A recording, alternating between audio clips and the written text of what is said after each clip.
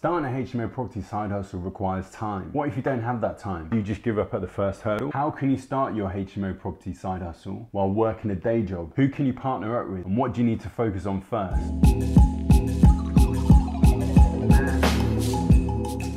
Hi guys, I'm Matt Harris and welcome to the HMO Experience. Whether you're looking for a profitable side hustle or you want to launch your next business venture, this series is all about helping you get started with your own rental arbitrage or rent-to-rent business. I'm sharing what I learned from starting and scaling my own business in London, mentoring mastermind clients and hosting the HMO Experience Property Podcast. Following this series, you'll also get access to a bunch of free resources that will help get your business off the ground, including guides, templates and checklists. And make sure you hit that subscribe button to get notified when new episodes drop. When you have a full-time job and you want to start your own HMO property side hustle, some of the biggest challenges that you'll face include your mindset, identifying what you need to focus on first, time management, and leveraging other people's skills. This video will give you the solutions to those problems and provide you with some actionable steps to help launch your own HMO property side hustle while still working your 9 till 5. You can also download the free How to Leverage and Outsource Your HMO Property Business guide by clicking the link in the video description below. Help you get organized as you take your next steps to starting your own HMO property side hustle. Ready? Let's jump in. If you're just starting on your HMO property journey, you may be in a full-time job, so clearly not having enough time is a challenge that inevitably you will be faced with. How did you manage that transition for you in terms of, the time aspect? Back in 2012 when I first started, I left my job and I was doing this full-time. And I was very naive. My corporate background was working with teams, running teams, being responsible for other people, having people around me to do things that I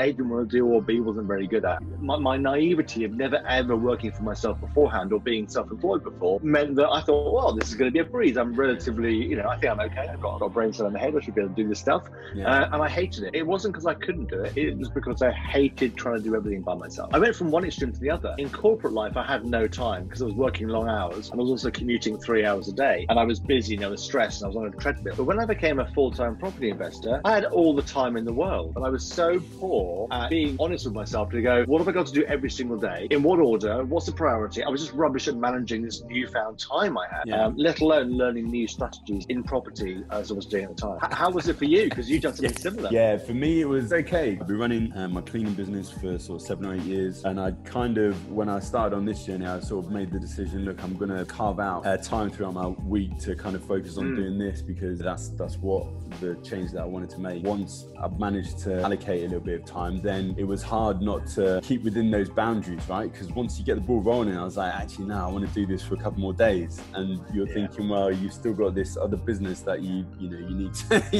to keep an eye on. So yeah, it was a little bit of a challenge, but thankfully the team sort of made it as easy as possible, which is cool. It is possible, of course it's possible. If you want to do it, you will find a ways and means of doing it. What would you have done differently, learning the things that you did through your transition from having having no time to then having loads of time? First of all, I think I would be honest with myself, which is having no time is absolutely rubbish. It's a state of mind. You can always make time. A perfect example of this when I was still in corporate life. So if you recall, I used to commute 3 hours a day and then I used to work long hours as well. So I always thought I had no time. In 2011, I did my first Ironman triathlon. And that meant, stupidly, I bought a book with a good mate of mine, Bernie, and bought a book, and the book was called Iron Fit, and it had like a 40-week training program. And in that, there were 3 different levels. And one of the levels was intermediate, which basically said, if you're not advanced and you're not a beginner, try intermediate, you've got to do these sorts of hours on these days. Despite having a full-time job and family commitments and commuting and all that stuff that many people have, I could still train up to 25 hours a week. Wow. Was it easy? No, it wasn't. So what did I do? I had to make extra time. I used to get up extra specially early. For me, early was sort of 5 o'clock. So I'd get up at 5. I might then go and do a run or sit on my exercise bike in the garage and do an hour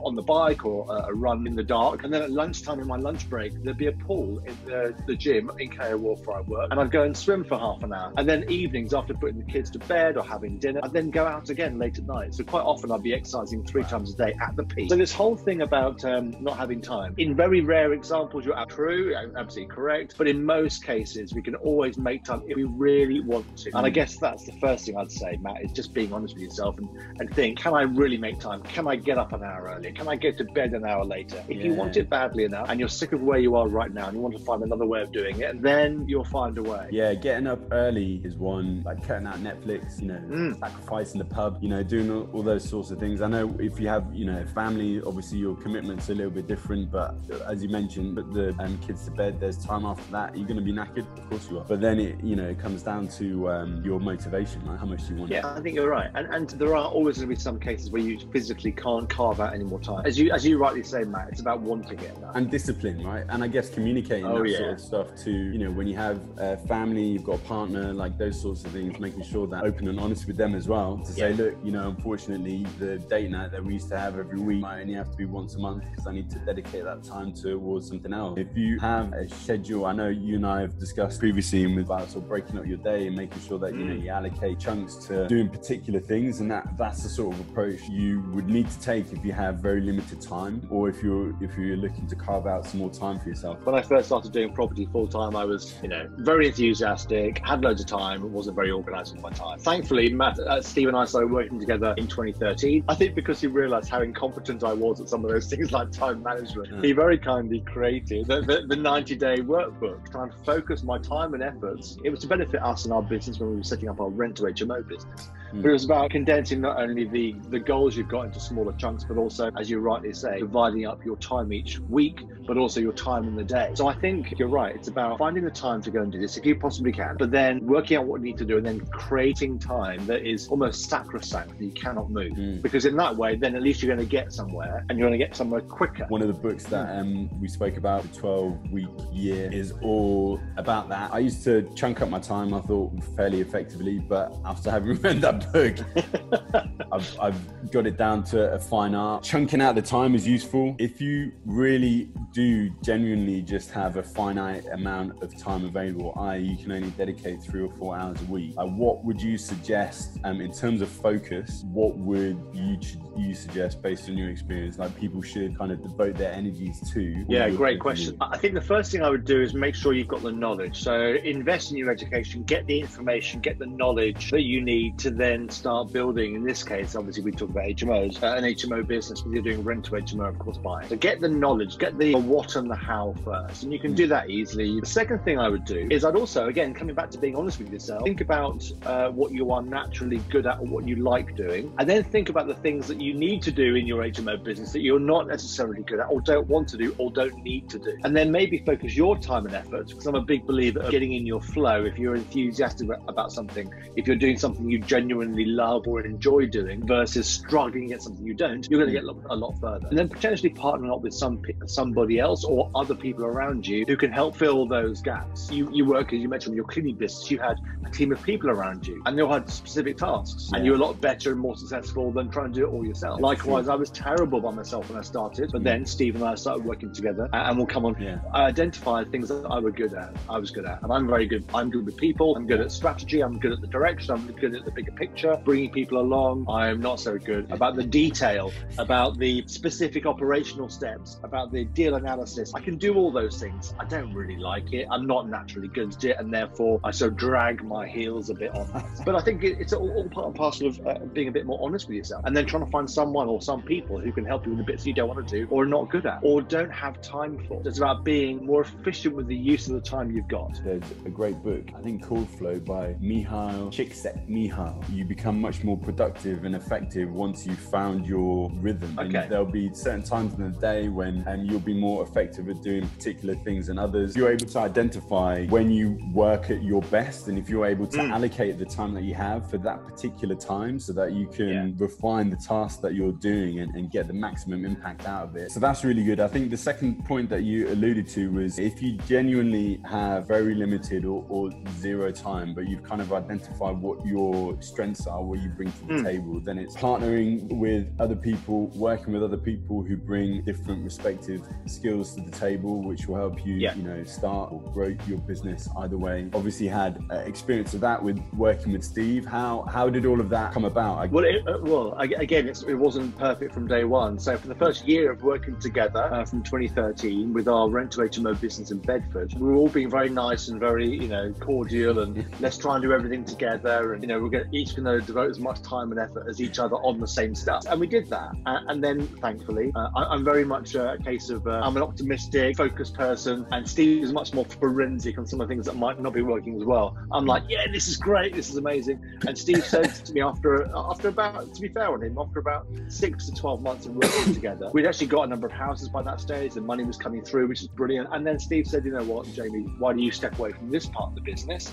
and you focus on that part of the business? So we started to divide our roles and responsibilities to each other and to the business based on what we were good at, so elements of flow, and what we wanted to do. And on the back of that, all of a sudden stuff began to improve massively. So for example, where we've been taking on one property here, doing it up, and then looking for another one, all of a sudden when we started dividing our time between different roles in the business, all of a sudden we found 4 HMOs all in one go that we could take on board. All of a sudden that was panic attack. Oh my God, 4! It was way more than we'd ever done beforehand. And we had 6 weeks to take on those 4 properties, turn it around and get them rented out. So quite stressful. And we would never have been able to do that as well if we'd done what we did in the beginning, which was both of us trying to do a bit of everything. But by dividing those roles and responsibilities, by defining those tasks, by being accountable to each other, we were able to take on more properties. And yeah, it was stressful, but it was a lot more successful and better than it would have been if we had done the old way of doing it. Bearing that in mind, in terms of how you might come across people to help you with your business, or how you might end up working with the right sort of person, there's a couple of things to take into account: personality, skill set, availability of time, knowledge, expertise, all that kind of stuff. That's one aspect of it. And then the other aspect is actually, where would you find that person or those people to help? You could think of friends or family, or they have to say there's a bit of a health warning with that. Do you want to disrupt a good friendship or family relationship for when you go into business and things don't quite go right, and responsibility and all that kind of stuff. The other thing, I guess, networking events, and something that you've referred to a couple of times already, which is mentoring and masterminds, that sort of stuff. So I guess if we look at both aspects a little bit deeper, did you identify, okay, these are my strong points and these are your strong points from the get-go? Or as you mentioned, like after a period of time, Steve was just like, you know what, Jamie, get out, you know what, get out of my Jamie, way. this is definitely not something you need to be involved in. So Steve booted me out of the bits I didn't need to do, quite rightly, and it took me longer to recognise that. But again, as I said, the results became a lot better, a lot quicker, a lot easier, because we were doing things we should have done. On the back of that, it's like you as well, Matt. You've got a successful rent-to-HMO business in North London. You're not doing it all yourself. You've got other people. You've got a bit of a power team around you to help. But it's identifying, as I mentioned, what you're good at and what you want to do, but also identify people who can help you do, the business. So working with other people. To identify what you're good at, you've obviously got to also recognise what you're not so good at. And that's when you try and find someone or some people who can fill those gaps. So we've talked about networking events in the past to go and meet people. This from the context of finding investors. It's about sharing values and do you like each other, as well as can you do the tasks that each other have committed to. But you can use that same view thinking about business partnerships, or indeed contractors that you want to work with to help support your HMO business. So finding out more about the other person, what they're good at, what they're not good at. Have you come across wealth dynamics before, Matt? I have, I'm a Lord, which kind of identifies what you're more attracted to, what your strengths are in terms, from a business context. And it goes through, you have a list of questions to answer. And obviously there's an algorithm that works out, okay, based on the answer that you've given, you fall into one of these 9 categories, I think 9 profiles. And profiles are split up into 4 segments. I'm a Lord, which essentially means that I like systems and processes. I like to duplicate existing businesses and try to improve on them. And I like a certain level of control, be able to get stuff executed. I think one of the great things about Wealth Dynamics, by the way, for those of you who haven't come across it before, check out Wealth Dynamics by Roger Hamilton. But if you haven't done it, I strongly recommend it, because one of the things that obviously Matt's used it for is to identify what he's really good at and what his skill sets are, which you probably knew intrinsically, but also you've probably, I don't know what I'm talking about you've probably identified people you need to work with to do the other bits you're not so good at or don't want to do. And that's exactly what Steve and I did. So when we first started working together 2013, we both did the Wealth Dynamics profile individually. And ironically, I did one again a couple of months ago. And bearing in mind 7 years has passed, I thought, it's bound to be different, because these things are purely a snapshot in time, surely. But I did the profile 7 years later, and it's exactly the same. exactly the same.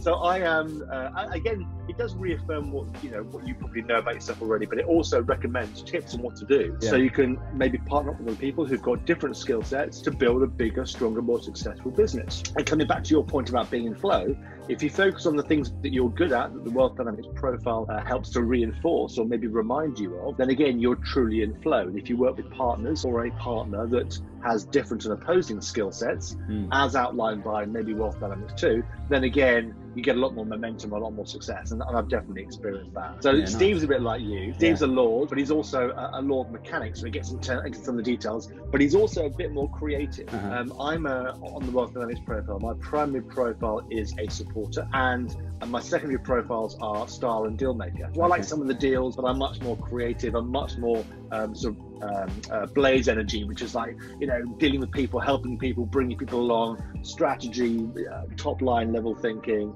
and that's what I'm good at. So the reason I'm mentioning this is it doesn't mean you can't do everything else. It doesn't mean you can get your list of the power team, which we covered in episode 10, and go, right, well, I'm not very good at spreadsheets, therefore I won't do it. Of course you can do it. You can do all of those tasks. What it's suggesting is you focus more of your time, if not all of your time, on the things you are naturally good at and want to do, and get other people to help you with other aspects. Yeah, for sure. I found it really, really beneficial. This is one way of allocating A, what you're good at, B, being more efficient with your time by focusing on things you are good at, and then trying to find people who've got maybe more time and more skills or more knowledge in a certain area that you haven't got. So by collaboratively working together, again, you don't let your lack of time or perceived time hold you back. You can definitely do this stuff. You can definitely build a successful HMO business if you, and probably quicker, if you try and implement some of the things we're suggesting today. I'm a massive fan of, it's great to know what to do and how to do it, but I strongly recommend you don't try and do everything yourself. You're gonna do well, but you're gonna be working hard, or maybe working too hard, and maybe not be able to build a bigger HMO business if that's what you want. So I strongly recommend, and always have done, by leveraging and outsource certain tasks and partnering up with people to go and do some of the things you want to do. So with these actionable tools and tips at your disposal, you're ready to take the next step to starting your own HMO property side hustle. Whether you're looking to buy a property to convert into HMO, or take control of a property to manage via rental arbitrage or rent to rent, all of this preparation is pointless without finding a suitable property, which is what this video is all about. It provides you with 7 tips to help you find your first HMO property, whether that's using online portals, speaking with agents, or going to landlords direct. So make sure you check it out. Don't forget to download the free How to Leverage and Outsource Your HMO Property Business guide by clicking the link in the video description. And in the meantime, thanks for watching. Please hit that subscribe button, and I'll see you in the next video.